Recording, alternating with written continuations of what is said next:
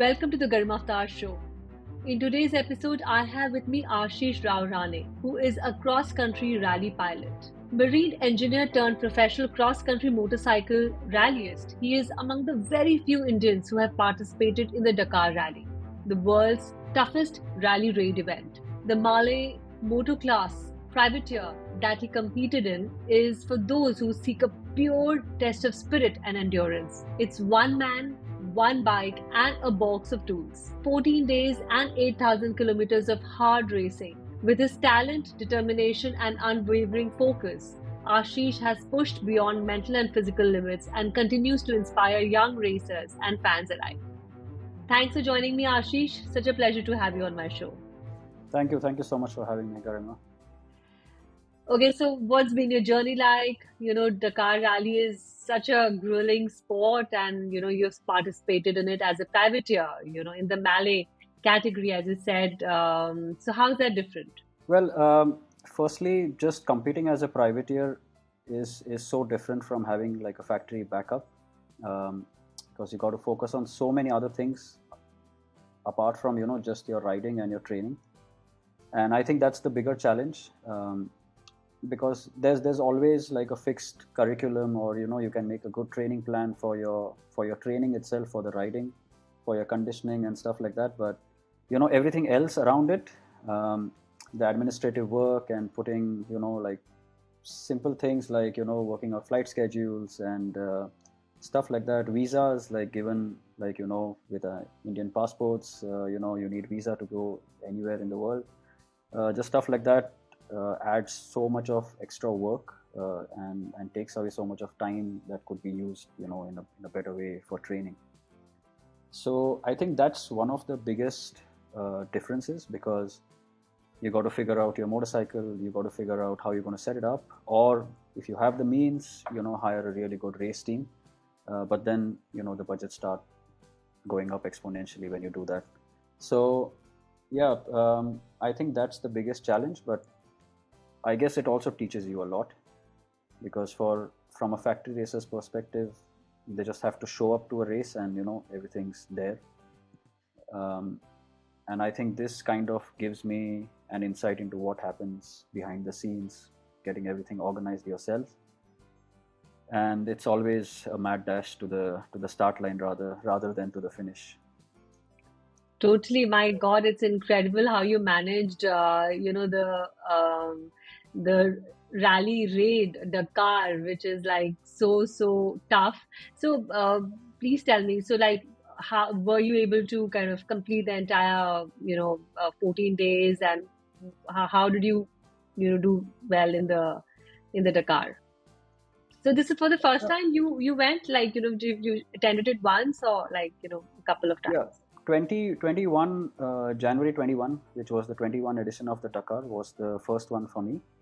Um, but actually, the whole thing starts like almost 4 or 5 years back, when I actually formulated that plan to race at the Dakar, because you got to qualify. I don't come from a motorsport background, so I had to make a long-term plan of building my profile, you know, getting the right races done so that I could qualify for the Dakar.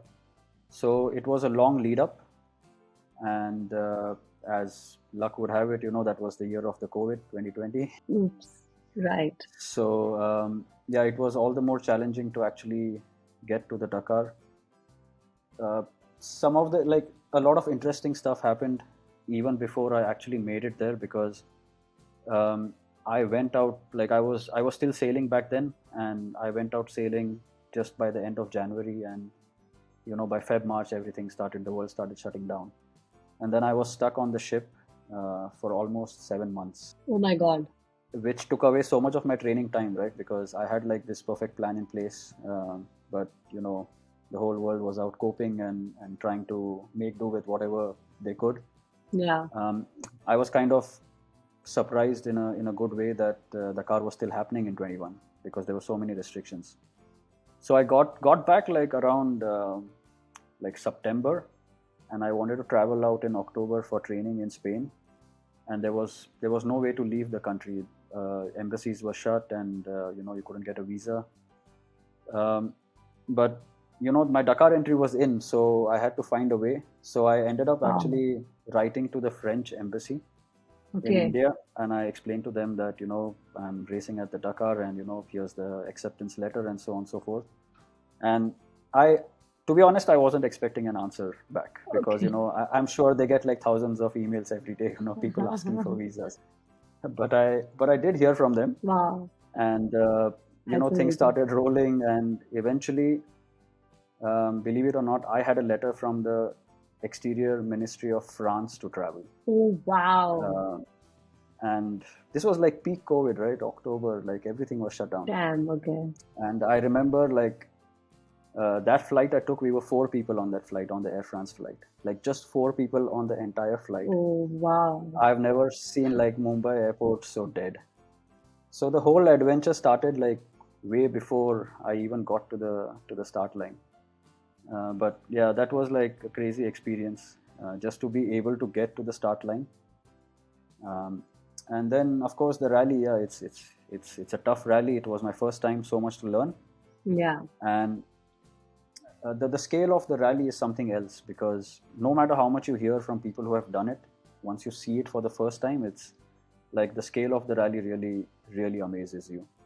And while you're soaking that in, when there's like just the start ceremony going on, it's like so grand, and you're soaking that in.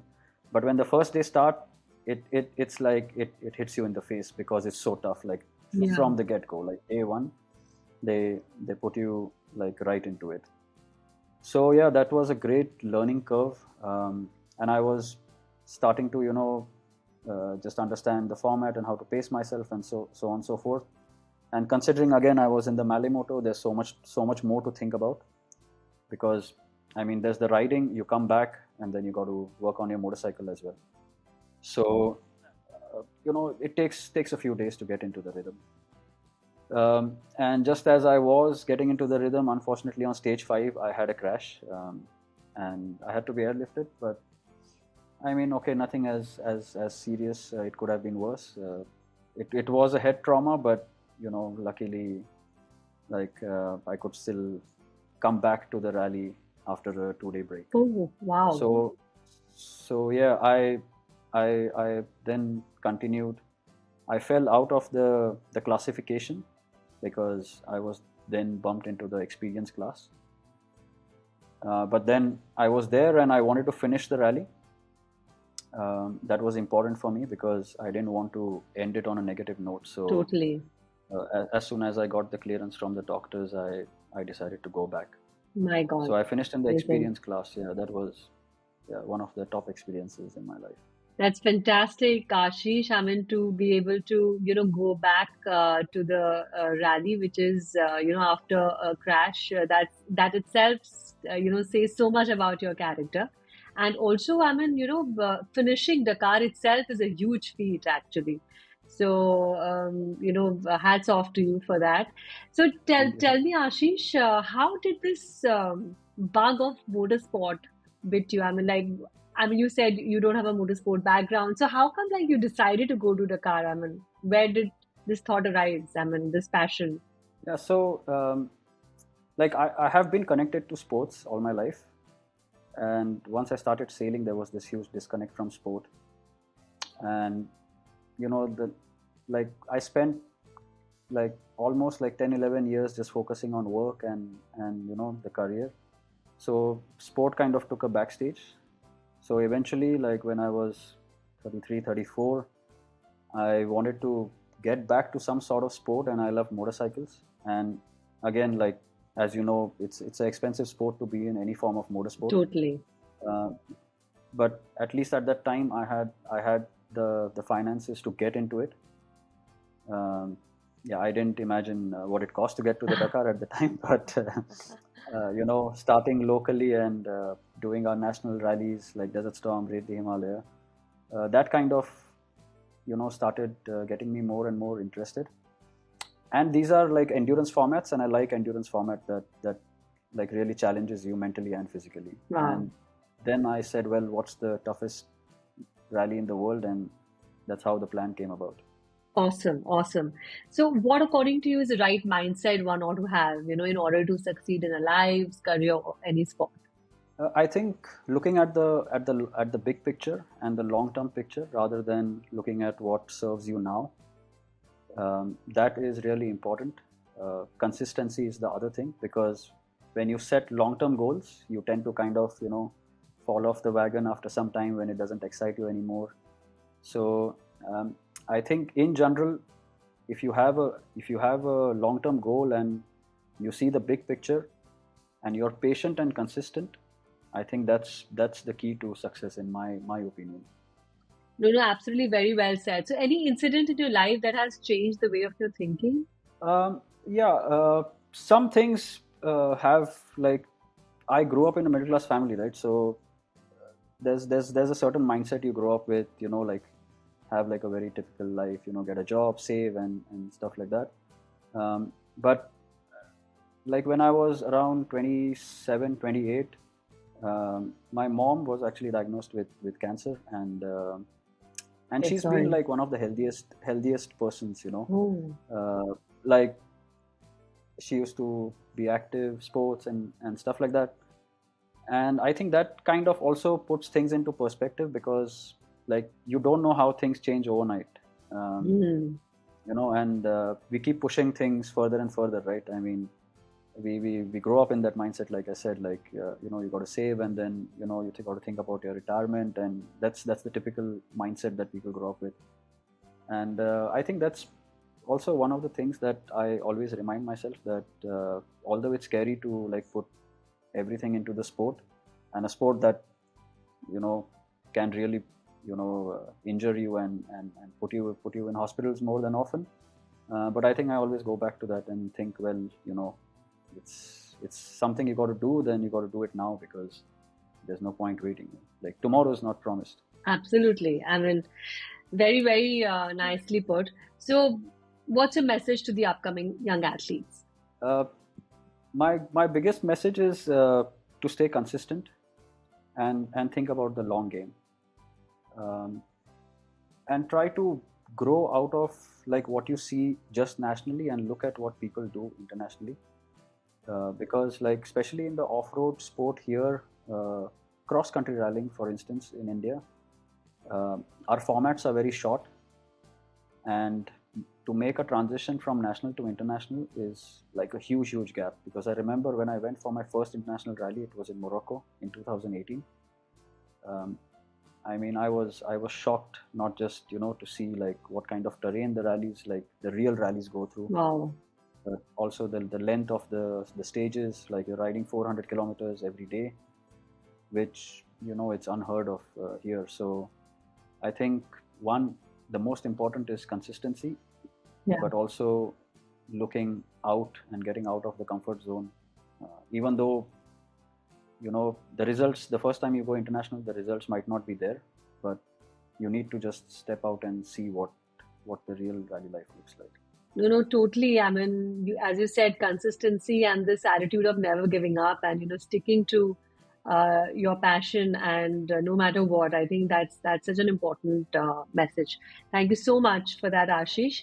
So let's come to the rapid fire questions now. Are you ready? Sure. Yeah. Yeah, they're short, like one Yeah. line Let's go. answers. Cool. Okay. What's the best advice you've ever got? Okay, this is the best advice I've got, but I haven't taken it. Okay. Take all your money you're gonna put in motorsport and flush it down the toilet. Okay. All right. All right. How do you keep yourself motivated? I don't. Motivation comes and goes. I try to stay disciplined.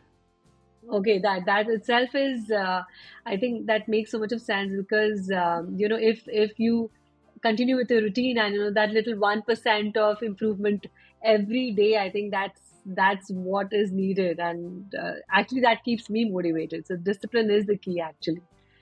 So, the best thing about riding, I think the adrenaline that it provides, especially off-road riding, like you're always on the edge of traction, and I think that's the feeling I like to chase.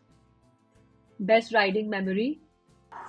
There are so many. I can't point to one best. Okay. I mean, all the rallies, be it good performance, bad performance, there are some great memories. So it's difficult to put into like a single memory. in general, like all rallies Yeah. give me like at least a few of those memories where you are literally in the middle of nowhere doing like triple digit speeds, and there's a lot of chaos happening, the bikes like all over the place, and there's all that happening, but your mind is so calm. And this happens with every rally, at least, like you get those moments. Everybody, I'm sure, who has gone cross country rallying Has experiences gone. this. Okay, what's your favorite quote? My favorite quote is plan, adapt, achieve. It's my own mantra that I have for myself. That's amazing. Your role model? I have many. I think any sports person, uh, not specific to motorsport, but in general, have something to teach us. They might be at the top of their game, or struggling, but people who have overcome adversities in their game, for sure. So there's not one I can name. There's Yeah. many. One hidden talent. It's a tough one. I don't know. I mean, yeah, I'm good at adapting to things. I'm a quick learner. Awesome. What's your biggest dream? My biggest dream is to not stagnate in life. I want to keep trying new things, and stepping out of my comfort zone all the time. That's fabulous. I mean, I have not heard this kind of answer as a, that's a very, very nice answer. Thank you so much. Most embarrassing moment. Oh, this is good. So I showed up at the start of a rally, day one, stage one, with two left gloves. Oh my God. Okay. Yeah, that can happen. Yes. Proudest accomplishment so far. I think, yeah, I'm proud of a lot of my accomplishments because I fought hard for them. Finishing the Dakar, yes, even though it was in the experience category for sure, but also recently I finished P11 at the Abu Dhabi Desert Challenge, which was a really tough rally. So I think I would put that also in one of the accomplishments I'm proud of. Absolutely amazing. Thank you so much. And with this, we come to the end of the show. Thank you, Ashish, for joining me in this amazing session. Thank you so much, Garima. It's been a pleasure. Thank you all for listening to today's episode with your host Garima Avtar. See you in the next one. Have a great day. Bye.